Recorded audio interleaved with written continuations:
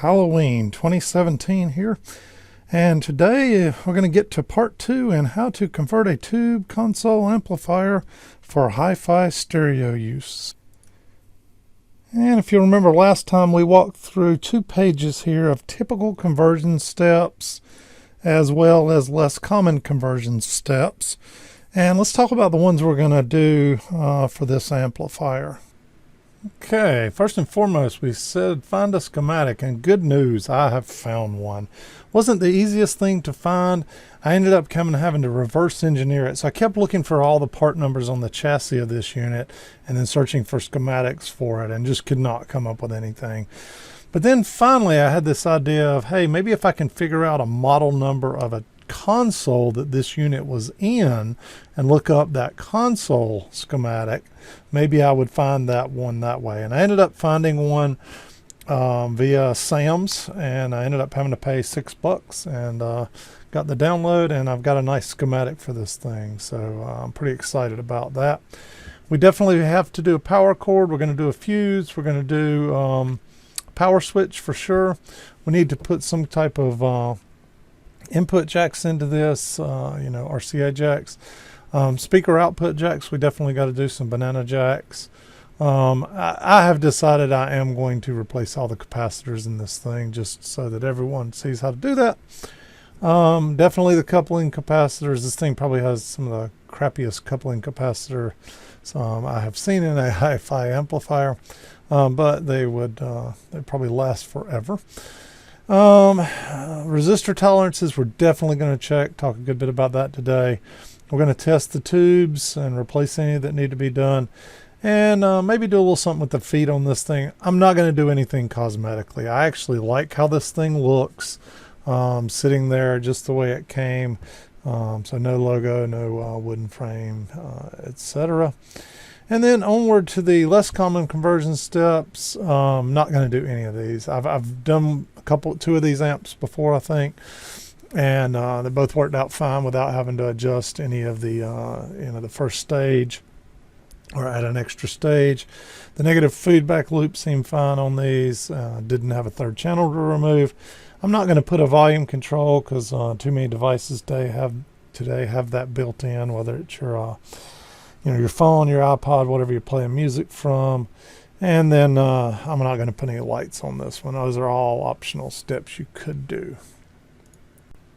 Okay, this is how I ended up finding the schematic. I ended up looking up a Silvertone model 3079, which took me to a page that said, hey, we sell a photofact for that, and I ended up paying the money and getting the photofact here. Cool thing is it'll walk you through all options within this thing, but it has a couple different schematics in it, if you'll notice, because there is a couple different variations of this amplifier. Oddly enough, one of them only had 1 channel versus 2 channels. One of them had some different output configurations as far as number of speakers go, and so I believe this one here, this is the one we're going to end up using. Let me get it spun around. All right, here we go. Here's the schematic. I could do this amplifier without a schematic. I kind of see schematics as a luxury. But the one thing that schematics helped me out a lot with on this one is this whole section right down here. And so it was in figuring out this little Molex plug and which transformer wires went to it. It saved me a ton of time in trying to kind of ohm out the transformer and figure out which windings are which. It was really easy to see here that these 2 wires right here, which by the way are not labeled on the schematic, but if you scroll up here to the one before it, way up top, it actually has them labeled. These is black and black white here, and so that's your primary going to your 120 volt 60 hertz primary wall outlet. And then everything else here, you kind of got the red here, which is your high voltage. You kind of got your brown white right here, and then you kind of got your green and your green white right here.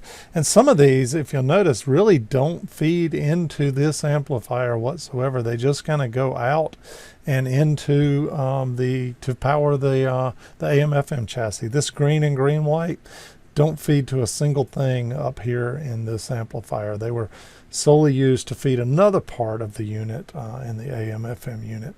So we ultimately just ended up using this brown, the brown white, and the high voltage here.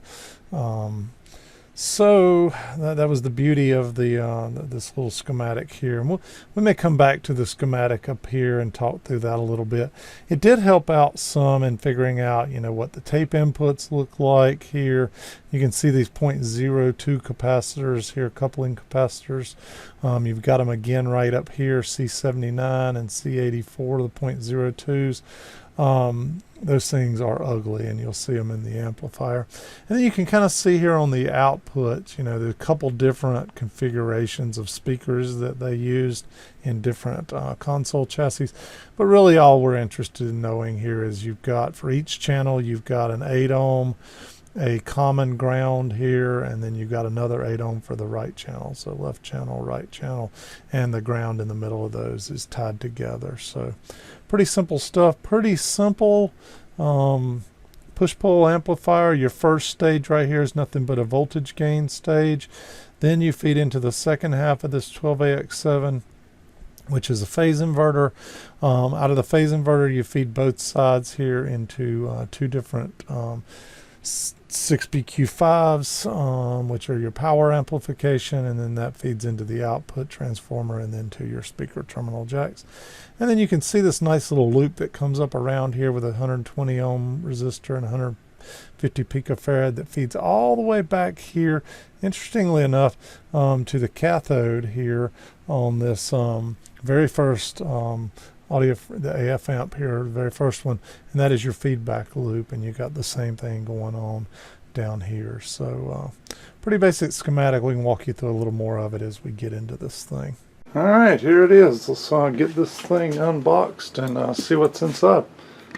I like this. Thank you for your purchase. Have an awesome day. But one thing I asked the seller to do is this right here, and it's a good tip for you. If you're ever buying a piece of tube gear, an amplifier, whatever, have them pull all the tubes out of it. If they need to label them where they go, have them do that. And then inside of a separate box, inside of the bigger box, ask them to put all the tubes and then individually wrap them like this in bubble wrap. I asked the seller to do this when I bought it, and they said they would have no problem doing it. And it saved me so many times, because when I don't see that done, what happens is the heavy weight of the transformers in these things slings around and kind of compresses the packing, and then all of a sudden, next thing you know, they've crushed some of your tubes. There's a lot of inertia with those transformers when these boxes get chunked around by FedEx and UPS and whatnot. And this buyer did it right. I mean, I'm telling you. Individually wrap the little tubes inside a box, wrap the bigger unit in bubble wrap, put it in first, secured it well with styrofoam and other packing, and put that in separate. And even with the best intent, look, this little ear here got bent on the corner, bit the framing just a little bit. Both of those I can easily straighten out, but I'm telling you, these transformers are just like a great big little brick that inside the box gets slung around a whole lot, and there's a lot of inertia behind that. But as you can see, got that. Okay, a couple things I want to point out. This thing has a combination of two things on it. One is just some dirt that's just coming right off as I use a little wire brush on this thing.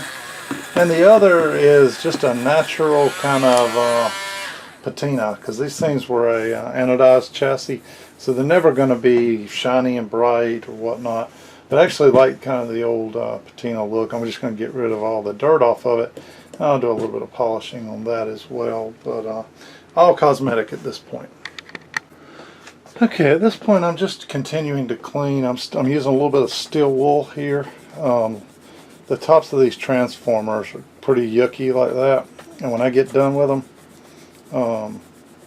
they are going to shine like no tomorrow. And I'm using nothing but a little bit of Glass Plus, Windex, whatever, here. Hang on a second, I'll show you. Pretty much done with that one. But check out the difference between the kind of the top of that transformer here and this one. All grungy. So just cleaning this thing up a little bit. Okay, from a cosmetic standpoint, I pretty much got it cleaned up like I wanted. Polished all the transformer end bells here. Cleaned up this paper cap some because I'm going to leave it on top original. I'm going to clean this one up, polished it a little bit. Cleaned the top of the transformer. I had some surface rust going on. Cleaned this chassis about as good as it's going to get. Went over it with the wire brush on the Dremel, then came back over it with some 4/0 steel wool. But I'm happy with the way the whole thing's turned out. We're going to take it in there on the bench now and start dissecting it a little bit from a component standpoint and what we need to do to it. By the way, I really like this little unit. Don't know why, they're just super small in size. I love the way they did the tubes here, kind of this little curve pattern of the push-pull. This is a push-pull pair, and this is a push-pull pair of EL34s. And EL84s, and this is a set of 12AX7s on the front end here. And so we're going to have to dissect this thing a little bit. One of the first things I'm going to do is kind of take note of a few things and just kind of analyze the unit a little bit. I notice that here it has a 100 microfarad capacitor, and I'm going to write that down over here. 100 microfarad at 200 volts is what this cap is, and then this one's a little tougher to read. I'll have to turn it around here and kind of come in from the back side, but it's a multi-part can, and the first part is 120 microfarad at 200 volts. The second part is 100 microfarad at 200 volts. The third part is, and oh, by the way, this is the half moon, this is the square. Then the triangle is 40 microfarad at 350 volts.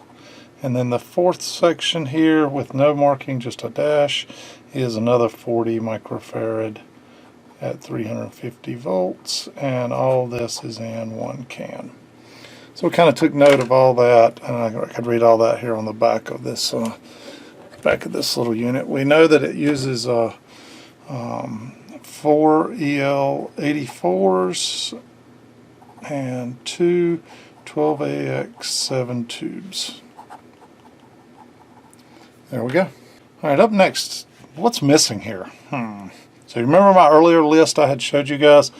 Well, this thing gets all of its power and everything through this little Molex connector here. So we know we're going to have to add a power cord. So we wrote that down over here.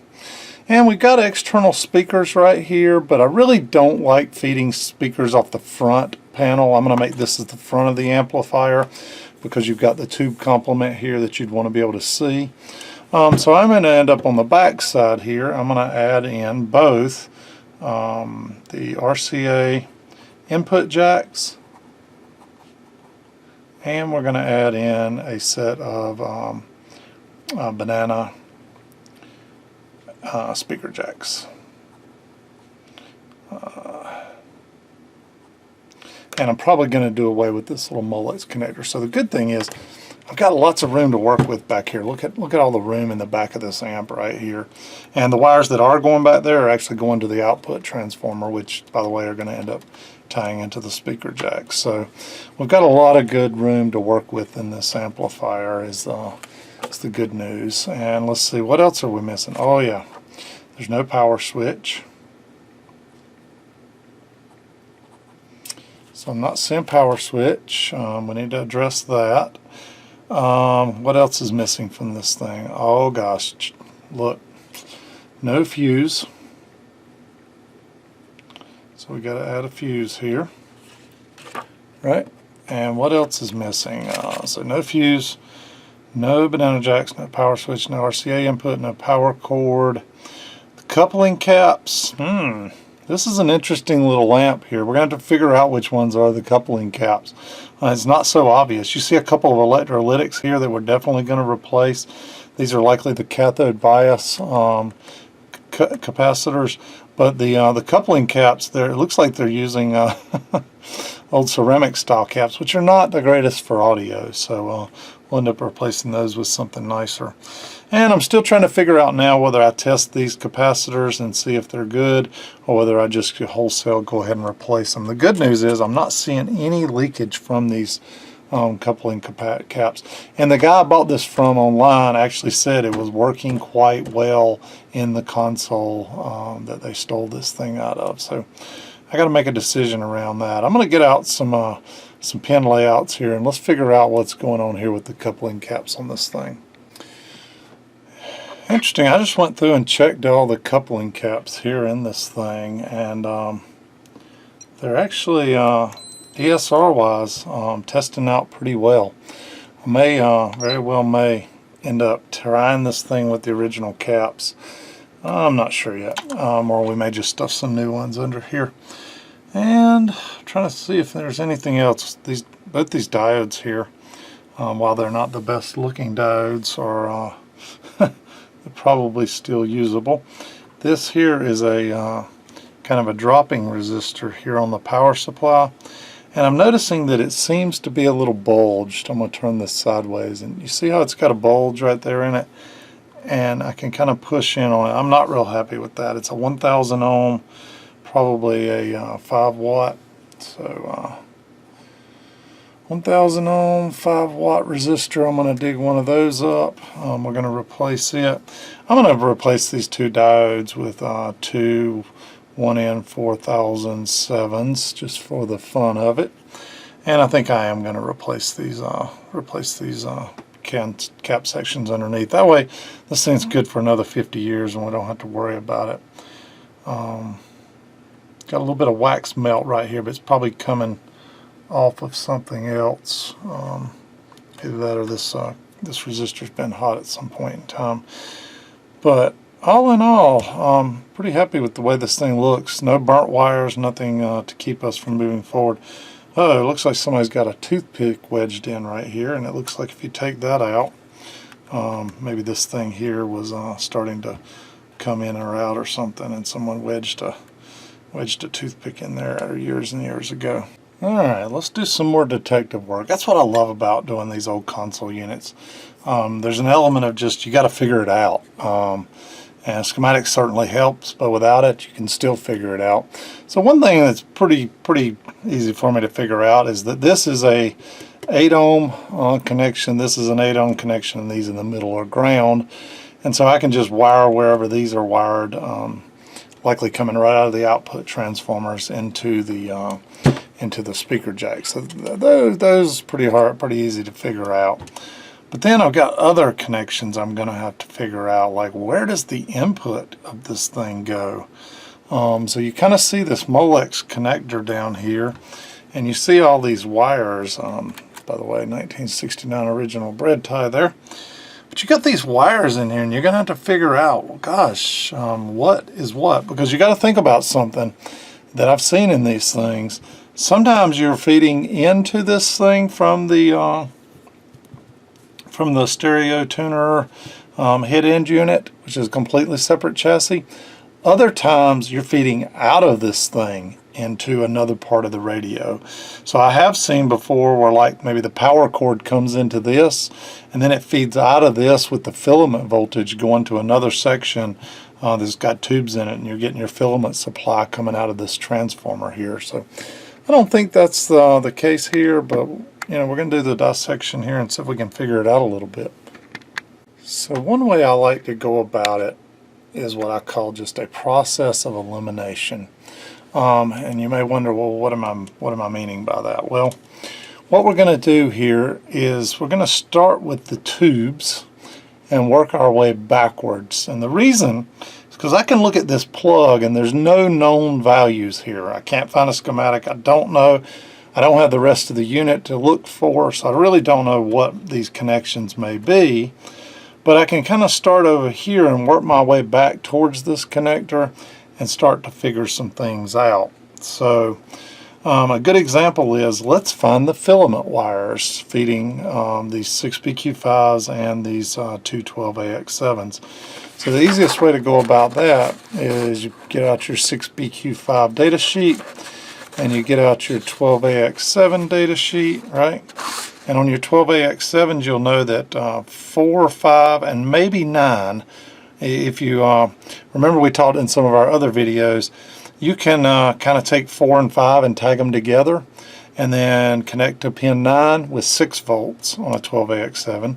Or you can not connect pin 9, the center tap, and you can go from pin 4 to 5 with 12 volts. And let's see if we can figure out, looking at these 12AX7s, which one they did here. Okay, this might be a little hard to see, but this is a 12AX7 down here. And if you'll notice, pin 9 has a brown wire connected to it. And by the way, that brown wire comes over here. If I zoom out just a little bit, you see it's twisted together with another brown wire. And if I zoom back down in right here, if you'll notice, pins 5 and pin 4 right here are soldered together with a little jumper right here.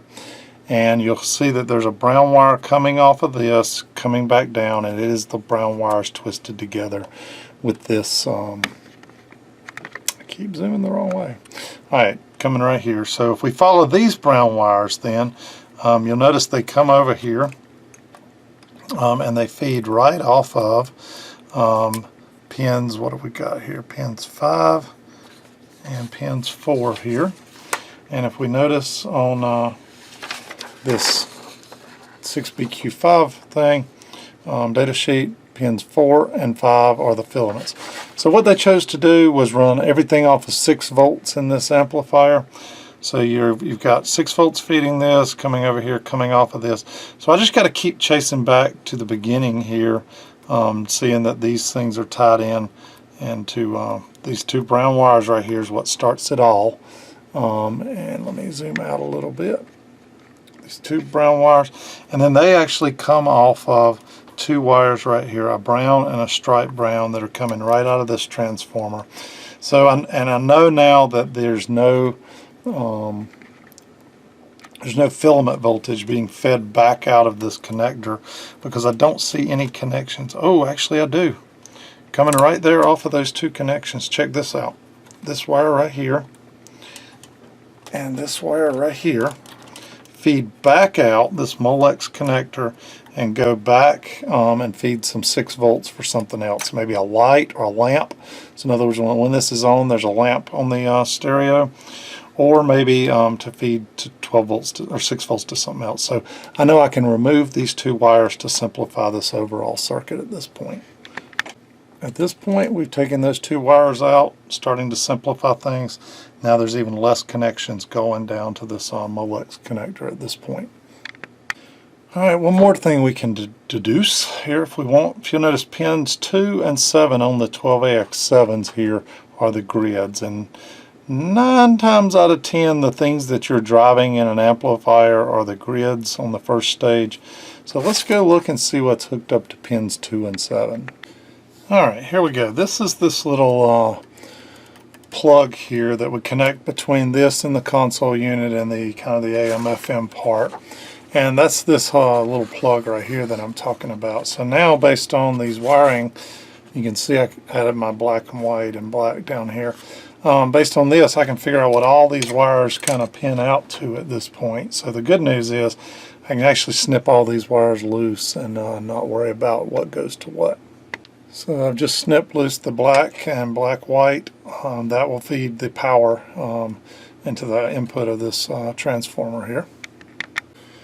Okay, the next thing you need to figure out is that not all of these wires going to this plug are inputs here, feeding in to this plug and then feeding into this amplifier. Some of them are actually feeding out back to the other amplifier using this transformer here to actually feed those. And in this case, this red wire right here is one of those. This orange wire right here is one of those. This white wire right here is one of those. All of those can be disconnected. They're basically coming off of different points here in the power supply to feed high voltage back through to the other unit. The same with this green and green-white wires right here. They actually go nowhere but feed back through to the other chassis to provide them. I'm assuming these 2 are probably filament for the other chassis. And what I typically do in scenarios like that is I get some heat shrink tubing here, and I will basically seal these things up onto the wire so that they're not going anywhere. Nobody can kind of touch them or whatnot, and we'll end up zip tying those off here into the bottom of the amplifier. Keep them out of the way in case we ever want to use this transformer for something else again one day or whatnot. At least you'd have these things. Okay, now you can see I've got the black and white ones I need here for the power. Got all the others tucked away nice and neat over here on the side. And I can actually now kind of pull and pop this little, as you can see we got it out now and no longer need that. I might can use this same, let me show you. It's this little hole that I've got going on here, this big hole right here. Well, I can punch this out now using a square punch and make it bigger than that. That'd be a great place for the IEC power socket. So up next, I'm going to take a walk through before I go drilling on this chassis and getting it ready. I want to test out all these components here. Now, I can tell you that these 0.02 microfarads right here, 0.02, 0.02, 0.02, 0.02, looks like there's 5 of them total here. Those I'm going to be replacing with these right here, 0.022 at 630 volts. These are all, you know, Panasonic metallized polypropylene film caps. Will definitely sound much better than these ceramic caps that are in it. I'm going to replace these 2 electrolytics right here. This is, you can see it, it's 25 microfarads at 25 working volts right here. These are the cathode bypass capacitors right here. So we're going to definitely replace those 2. Now, I'm going to replace these 2 diodes here just because these are kind of old and they look a little corroded. They probably work fine, but I'm going to drop in 2 1M4007s right here in its place. But then what I'm wanting to do is go through and check most of the resistor values inside of this thing. We're definitely going to rebuild both of these caps here by placing some capacitors underneath the unit. And I probably want to get the other pieces in here before I do that, like the RCA jacks and the banana jacks and the IEC plug and the fuse holder, because if I don't, then I could find myself mounting a capacitor somewhere like right here and then finding out later, oh gosh, that bumps into the IEC connector. But one tip I will teach you is when you pull the tubes out of a unit like this, there are an awful lot of resistors that go between a point in the amplifier like this one right here. Let me see if I can zoom in on this spot a little bit here. So I'm going from like right here down to this pin socket right here. Well, I can just measure straight across here because there's no tube on the other side. So this end of the resistor is just basically hanging free. You'll be able to do that for a large majority, probably 2/3 of these resistors in this amplifier. And then there's going to be another portion of them that you might have to unsolder one end if you're going to test it out, and then solder it back down if it tests good. But these are old carbon composite resistors, likely to have drifted upward in value, probably 10 or 20% over the years. Let me see if I can show you what I'm talking about. So I'm just going from pin 2 here on these 6BQ5s over to this point right here. These are 1,000 ohm resistors, and if you'll read, that resistor right there is 1,006 ohms, okay? I'm going to come over here and read that exact same resistor on this next 6BQ5. And it is 1,085 ohms. Let's read this one here. 1,102 ohms. And we'll read one last one right here.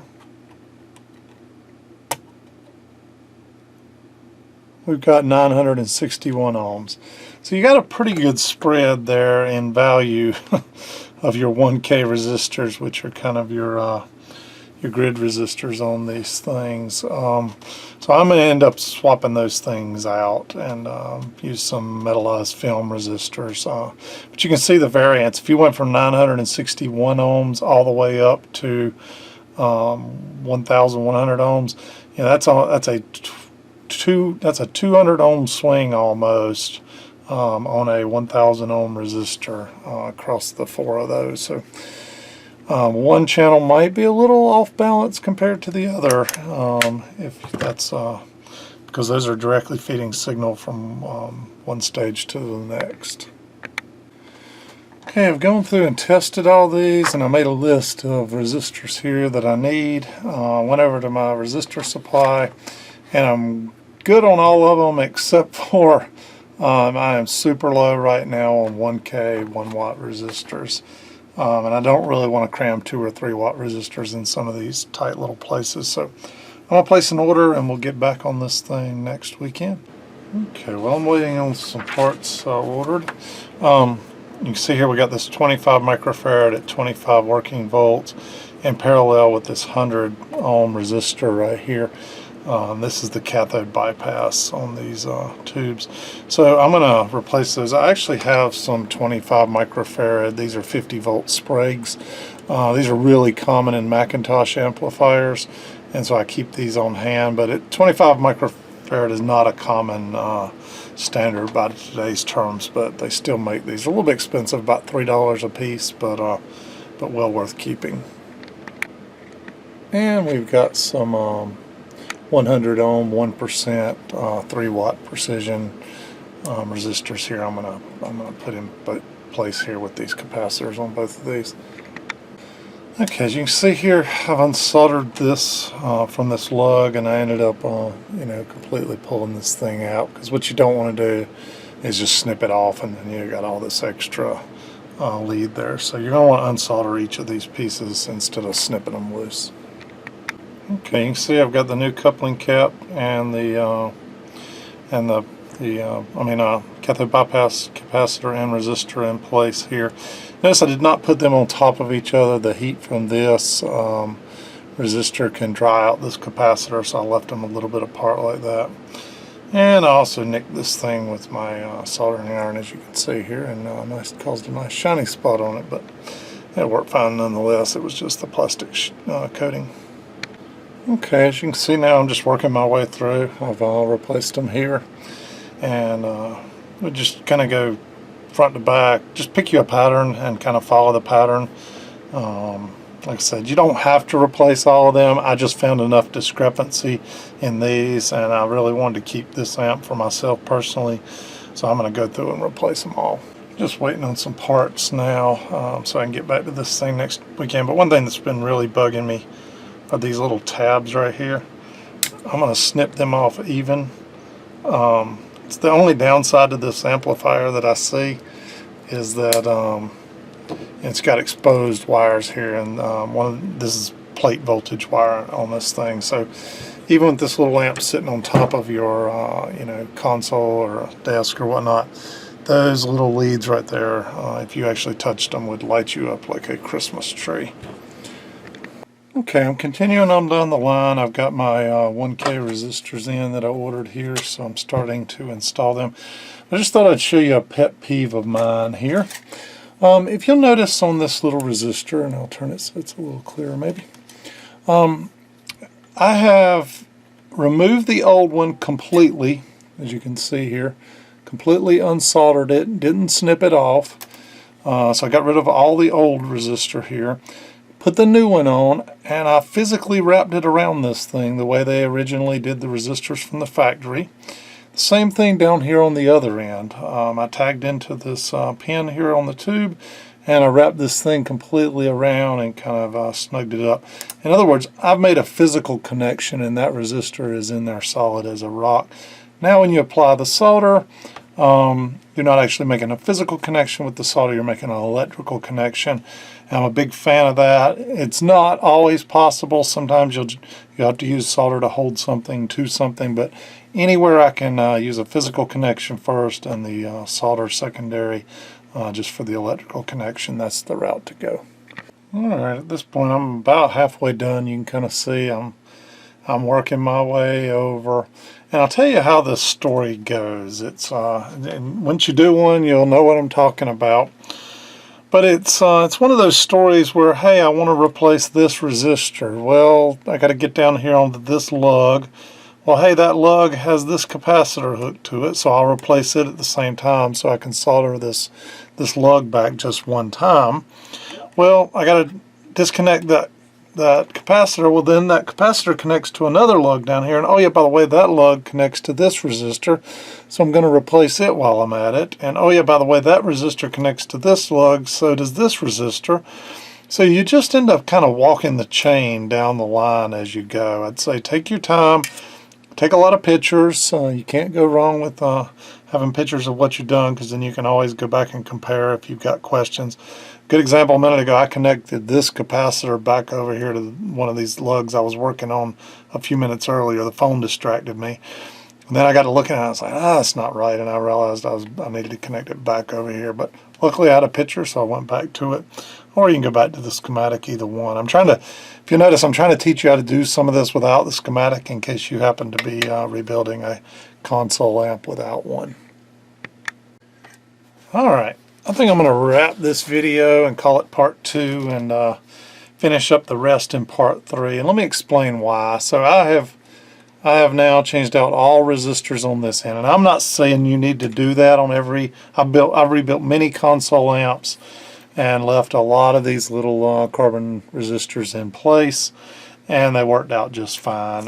You might want to just go through and test if there's any really out of whack, replace them. But the reason I did it is these things over 20-40 years now, they have drifted in value upwards. It's just the nature of the carbon resistors, and they'll keep doing that. So another 30-40 years from now, these things will drift at another 20% or maybe 10% upwards. And so I just soon not deal with that in something I'm rebuilding for myself. So I've gone through and done the full gamut here. It's a little more colorful now. But let me zoom out just a little bit here. Whoops, wrong way. And the reason I'm going to stop here at this point is what I have left is this resistor, this diode, these couple resistors. Well, if you notice, they're all tied off here on these capacitors. And I want to get all this, the IEC connector, the fuse holder, the banana output jacks, the input jacks. I want to get all that mounted so I kind of know what room I have to work with at that point before I go messing with these that are going to connect to the capacitors and whatnot. But hey, we're down to about 5 or 6 components left here, and then mounting up and rerouting some of the wiring in here that goes to this speaker output jacks, as well as the input jacks here. So hopefully the last video won't take forever, but you'll get to see the drilling process and some of that. I'm trying to, sorry for this being long, but I'm trying to make it a pretty thorough video on how you'd go about restoring a console amp. And I'm actually pretty happy with how this little thing has turned out thus far. Thanks for watching, everybody. Stay tuned for part 3. Hopefully we will do it this weekend, because over Thanksgiving I'm wanting to get back to the single-ended amplifier build.